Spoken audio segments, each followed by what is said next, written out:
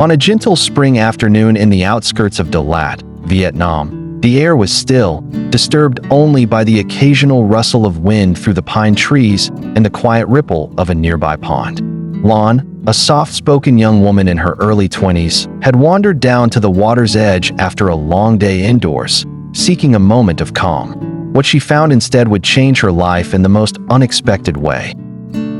By the pond's mossy bank, nestled among reeds, a small bundle of yellow fluff shivered and chirped. It was a duckling, tiny, drenched, and visibly frightened. Its down feathers were soaked, sticking closely to its frail body. With no mother or siblings in sight, the little creature seemed utterly lost and alone. Lan's heart ached. Gently, she crouched down and extended her hand. The duckling didn't run. Instead, it let out a feeble squeak, as though pleading for help. Without hesitation, Lan scooped the trembling creature into her arms, pressing it against the warmth of her jacket.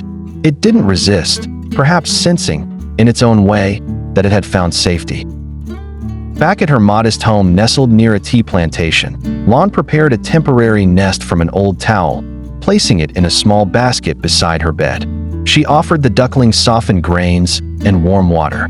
It peeped weakly at first, but soon accepted the meal. She named it Sunny, a name that felt ironic at first, given the cloudy skies and the duckling's pitiful state, but one she hoped would reflect its future. Day by day, Sunny grew stronger. Within a week, it waddled after Lan across the tiled floor, its tiny feet slapping gently with every step. It followed her from the kitchen to the garden, occasionally flapping its developing wings in delight. As it grew, so did their bond. Lan spoke to Sunny as one would to a child, and Sunny responded in kind, with soft quacks and curious eyes that never strayed far from her. When Lan read books in the evening light, Sunny would nestle beside her. When she laughed, Sunny would tilt its head, as if trying to understand the joy. Weeks turned into months. Sunny became a full-grown duck, with sleek white feathers and a cheerful gait. Yet, despite its size and freedom to roam, it never strayed far from Lan. To the neighbors, it was an amusing sight, this grown duck trotting behind a young woman like a loyal pup. But to Lan, Sunny was more than a companion. It was family. She never questioned why the duckling had been there alone that day, or why fate had placed it in her path. All she knew was that something about saving Sunny had saved a part of herself too. In a world often moving too fast, their simple companionship brought her grounding, joy, and purpose.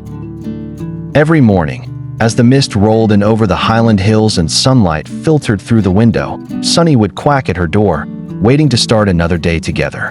In the quiet corners of the world, perhaps these little acts of kindness are the ones that echo the loudest.